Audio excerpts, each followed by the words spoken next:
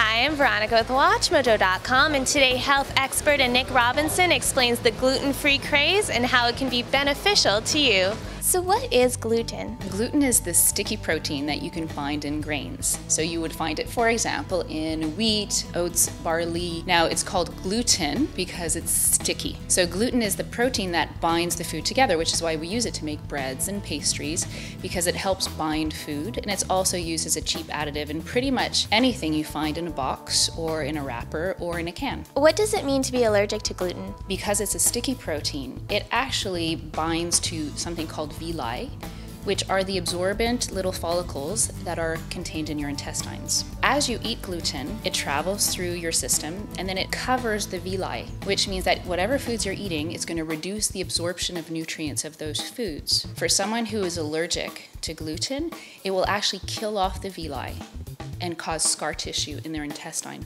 causing massive health problems. Those are people who have celiac disease and other immune system diseases who react to gluten. But for random people who have no allergy and who don't have intolerance, they're gonna feel the lack of nutrients also when they're eating gluten. Now, how come we're seeing such a trend in going gluten-free? The research in the past 10 years has been really dramatic. We used to think that people who couldn't have gluten were only people with celiac disease, and the testing for celiac disease was very inconsistent. It was very hard to obtain. We're just experiencing a lot more research that's becoming available. And the other thing too is, as we understand what gluten does to everybody, we're realizing that we need to take cancer patients off of gluten, children with autism, people with psychiatric illnesses, people with insomnia, because it increases the amount of nutrients that you absorb, which means it increases your ability to fight disease and to be healthy. So the athletic community, I think, is one of the first communities to go, hey, wait a minute, I want to sign up for the best, most optimal health possible, so I'm going to cut gluten out of my diet. Does that mean that everyone can benefit from a gluten-free diet? You take any single person off of gluten, and one of the first things they'll notice within 10 days is that their waistline shrinks. Yeah, by several inches. I had one lady that I was working with. In 10 days, she lost 7 inches around her waist. She was not allergic to gluten. It just was not optimal for her system. Most of my clients who take away the gluten, and within 10 days, they're transformed. Their skin looks better, their sleep is better, their energy is higher, and they just feel much more radiant and alive.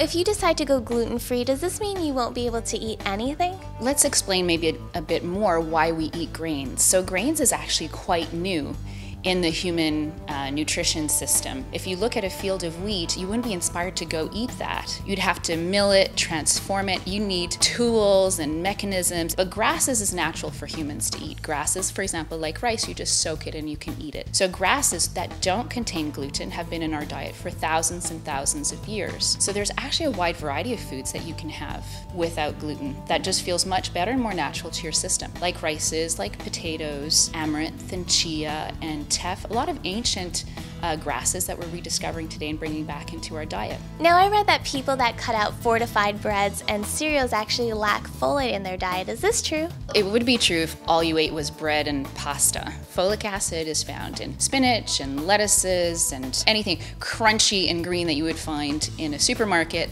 has folate in it. So all you need, if you make sure that you eat vegetables every single day, you have all the folate that you need. If we want to go gluten-free, what do we have to look for on the ingredient list? Obviously wheat, oats, rye, barley, any of the grains that you can easily identify.